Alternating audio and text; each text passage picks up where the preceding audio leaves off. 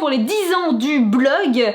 Aujourd'hui, je vous retrouve pour une foire aux questions, une FAQ. Je vais répondre à 10 questions que vous m'avez posées sur Instagram Stories à l'occasion des 10 ans du blog. On va parler de plein de choses et d'autres. J'espère que ça vous plaira, cette petite FAQ. Sur ce, c'est parti. Première question. Première question.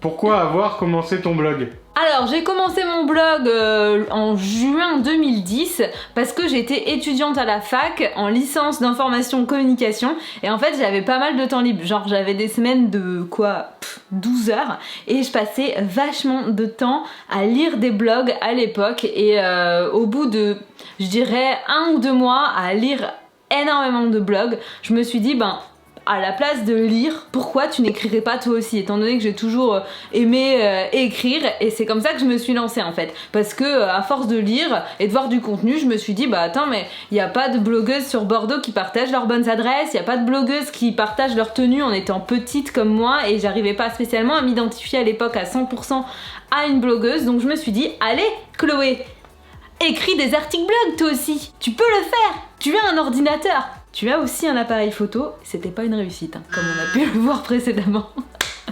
Et voilà tout simplement comment j'ai lancé mon blog, un peu au hasard, comme si j'avais tout simplement découvert ou commencé une nouvelle passion. Ça aurait pu être le piano, ou ça aurait pu être la pétanque, ou ça aurait pu être la couture, mais c'est le blog que j'ai commencé à cette époque-là et qui m'a tout de suite absolument 100% plu direct.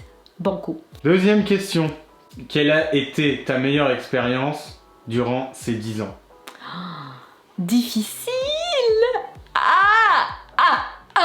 Trop de bonnes expériences en fait. Je retiens que le positif et il y a tellement de moments qui sont magiques. Je pense que le plus ouf, ça a été les anniversaires de blog fêtés avec vous dans plusieurs villes de France. Ça a été le moment le plus intense parce que c'est un rythme de ouf malade. Il y a aussi eu un moment qui m'a vraiment marqué, c'est quand on est parti à la Réunion avec Adrien pour un projet d'ambassadrice et de web série. Ça a été un voyage hyper important pour nous. À partir de ce voyage-là, qu'Adrien s'est mis à la photo et a kiffé l'aventure blogging à travers le voyage. Je dirais ces 2 moments-là. Troisième question. Oui. Que préfères-tu dans ton métier? C'est de pouvoir être moi-même et de vous partager tout simplement sans filtre qui je suis. Enfin, c'est juste ouf de se dire que mon métier consiste finalement à vous partager qui je suis, vous partager des briefs de vie, pouvoir rester authentique, fidèle à moi-même, vous partager mes valeurs sans langue de bois quoi, tout simplement. C'est aussi vous quoi, vous écrire tous les jours et être en contact avec une communauté aussi intéressante et bienveillante. Voilà ce que je préfère dans mon métier. Quatrième question qui a un rapport avec la précédente. Ce que tu aimes le moins dans ton métier? Il y a des tâches, comme je pense tout métier, qui sont moins agréables. Moi, tout ce qui est comptabilité, administratif, tout ça, j'aime pas. Je refourgue à Adrien. Donc j'ai un peu ce côté où ça m'impacte pas trop parce que c'est Adrien qui se charge de cette bête noire. Mais par rapport à mes tâches à moi, ce que j'aime pas spécialement, c'est toute la partie négociation avec les clients qui est quand même pas évidente. Parce que je suis pas commerciale et c'est pas évident de devoir se vendre par rapport aux marques qui nous contactent au quotidien pour des projets. C'est pas toujours facile. Si on le faisait pas, on pourrait pas vivre de notre métier, mais c'est pas quelque chose qui est évident tous les jours au quotidien de devoir se vendre, de devoir dire notre travail mérite un salaire. Et c'est peut-être une partie qui est un peu plus pesante au quotidien de devoir finalement toujours faire un peu ses preuves ou en tout cas montrer qu'on produit du travail qualitatif. Cinquième question. Ah, t'imposes un rythme assez vif, toi, dis donc, hein. Y a pas de place à la discutaille avec Adrien. Faut pas que t'aies le temps de cogiter. Ton métier, si tu n'avais pas été créatrice de contenu? J'aurais pu être danseuse, de toute évidence, puisque j'ai un gros talent sur la vague. Ouais. Mais... Non. Mais si j'avais pas été créatrice de contenu, je me serais dans tous les cas destinée à un métier dans le web et dans la communication. Je pense que j'aurais aimé rejoindre une marque tout simplement en interne pour pouvoir gérer sa communication web, gérer ses réseaux sociaux, gérer ses partenariats avec les influenceurs et les blogueurs, ou bien j'aurais adoré aussi travailler pour une agence, avoir plusieurs clients en charge et gérer aussi toute cette stratégie digitale et cette stratégie de marketing d'influence. Ça m'aurait vraiment kiffé parce que tout simplement avec mes expériences j'ai toujours plein d'idées pour des projets créatifs pour tout simplement valoriser une marque auprès des communautés et créer des opérations d'influence originales. Donc ça m'aurait vraiment plu mais la vie en a décidé autrement. 6e question. Quelle est votre prochaine destination voyage de prévu? On va voyager en France, je pense, cet été, clairement. On a déjà fait l'an dernier un trek sur 8 jours dans les Pyrénées-Orientales, donc c'est quelque chose que je pense qu'on va réitérer cet été, puisqu'on ne peut pas aller à l'étranger. Par contre, il y a vraiment un voyage qui a été annulé et qui me tient énormément à cœur, c'est aller à Madagascar avec ma meilleure amie.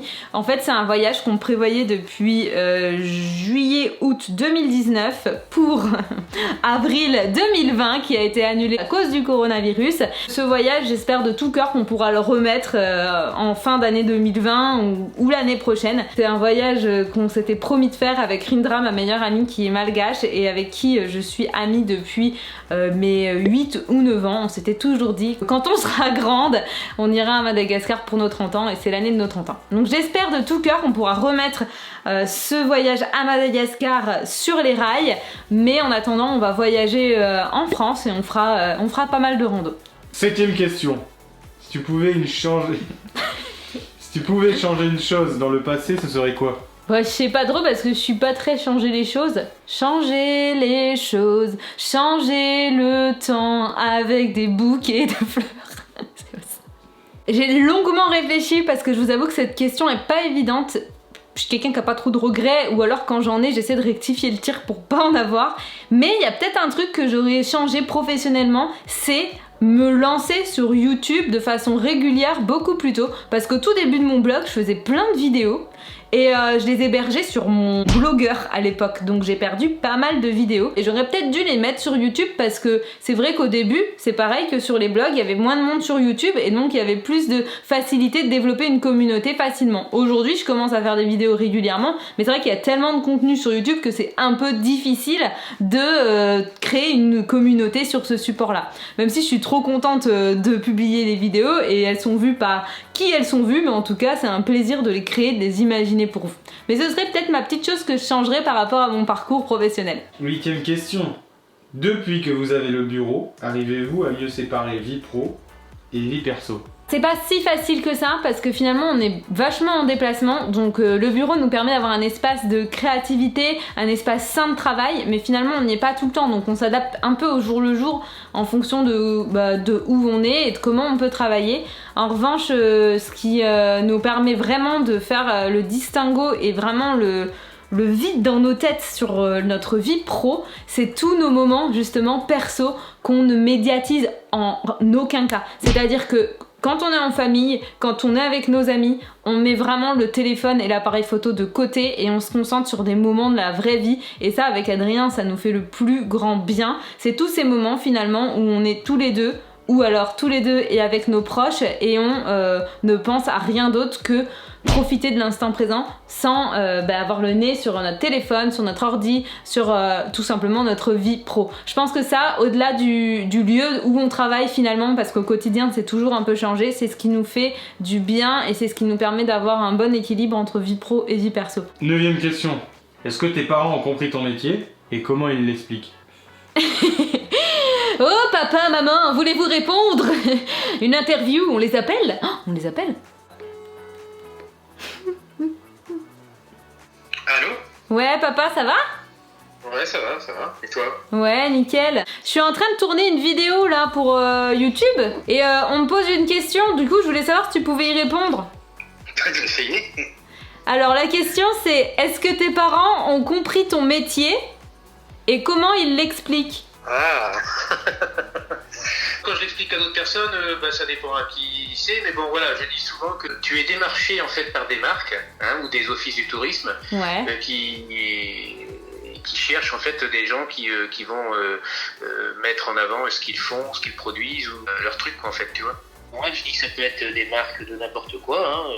Ça peut être aussi bien des fringues que du thé, que plein de choses, que des offices de tourisme. Voilà. Et après, je rajoute aussi que tu fais pas mal de trucs par rapport au running. Bon, t'expliques ça bien, mon petit papou, hein? Je sais pas si j'explique bien, mais je pense avoir compris en tout cas. Bah oui, parce que c'est difficile, parce qu'on n'a pas un mot... Alors, je dis influenceuse ou blogueuse, hein. Ah oui, oui, oui. Mais les gens, ils savent un peu. Les gens, ils savent un peu, quoi, mais après, je précise un peu plus. Allez, gros bisous, mon petit papou. Bien, bon après-midi, bisous à vous deux. Ouais. Bisous.